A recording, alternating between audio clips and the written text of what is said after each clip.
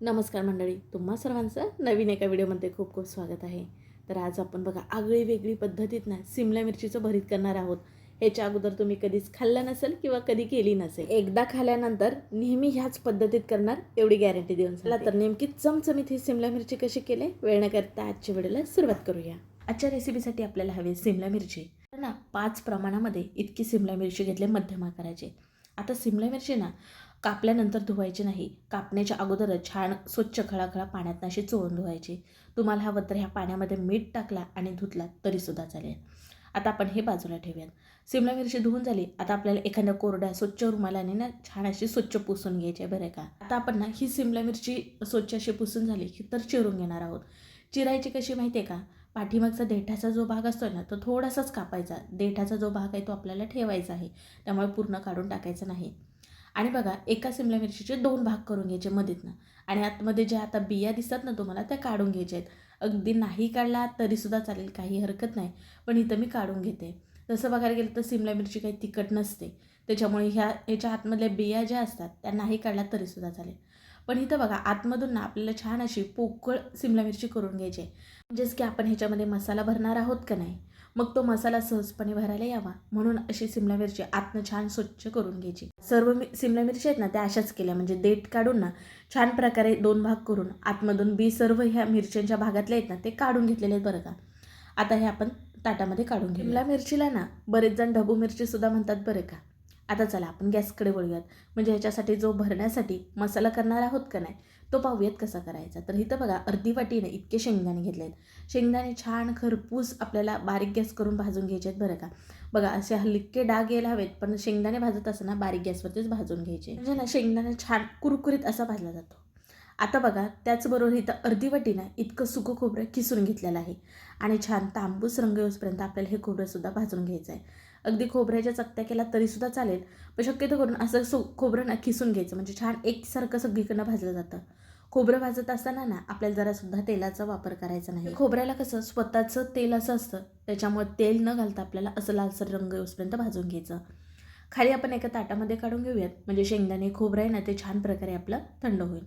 आता त्याच पॅनमध्ये बघा साधारण 1 चमचभर इतकंच तेल घातलं आणि जे आपण सिमला मिरची कापून घेतली होती ना ते आपण फ्राय करून घेणार आहोत. हलक्याचं, जास्त कुक करून घ्यायच्या नाहीत आपल्याला. बघा इथं आता तुम्हाला व्हिडिओमध्ये दिसत असेल अशा प्रकारे आता आपल्याला ह्या सिमला मिरच्या हलक्या फ्राय करून घ्यायच्या आहेत. तसं बघायला गेलं तर सिमला मिरची नाही फ्राय करून घेतली तरीसुद्धा चालेल, पण अशी फ्राय करून घेतल्यामुळे तिची चव टेस्ट छान लागते.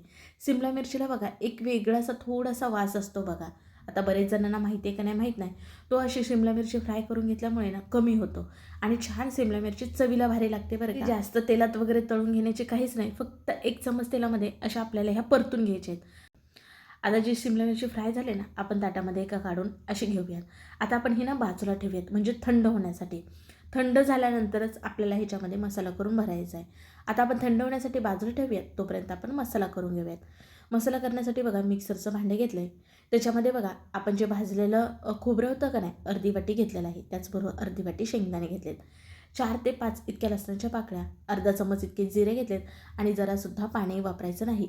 तसंच आपल्याला मिक्सरला कोरडं वाटून घ्यायचं आहे. बघा छान असं रवाळ भरडच असं एकदम पेस्ट किंवा बारीक वाटून घ्यायचं नाही. आता इथं मसाला सर्व एकत्र करण्यासाठी आपण एक बाऊल घेऊयात. तयार केलेला मिक्सरला जो मसाला होता ना तो सुरुवातीला आपण काढून ह्या बाऊलमध्ये घेणार आहोत. आता बघा आपण जेव्हा शेंगदाणे भाजले का नाही तेव्हा त्याच्यामध्ये 1 चमच तीळ टाकून भाजलात ना आणखीन छान चव येते बरं का. आता बघा आपल्याला ह्याच्यामध्ये घालायचा तो म्हणजे बटाटा. तर बटाटा बघा मध्यम आकाराचा उकडून थंड करून घेतला आहे, त्याच्यावरचे सालं काढून किसून घेतलेला आहे. बटाटा कशासाठी वापरायचा हे तुम्हाला पुढे सांगतेच. आता ह्याच्यामध्ये घालूयात आपण पाव चमच इतकी हळद, 1 चमचभर इतकं लाल तिखट. तुम्ही घरामध्ये कुठलं लाल तिखट खातात ते वापरू शकता. आम्ही कांदा लसूण मसाला खातो म्हणून इथे 1 चमच कांदा लसूण मसाला वापरलेला आहे. अर्धा चमच गरम मसाला, अर्धा चमच धना पावडर, चवीनुसार मीठ साधारण अर्धा चमच इतकी, भरपूर अशी बारीक चिरलेली कोथिंबीर, अर्धा चमच इतके तीळ घातलेले आहेत आणि आता आपण सर्वांचा छान असा एकजीव करून घेणार आहोत.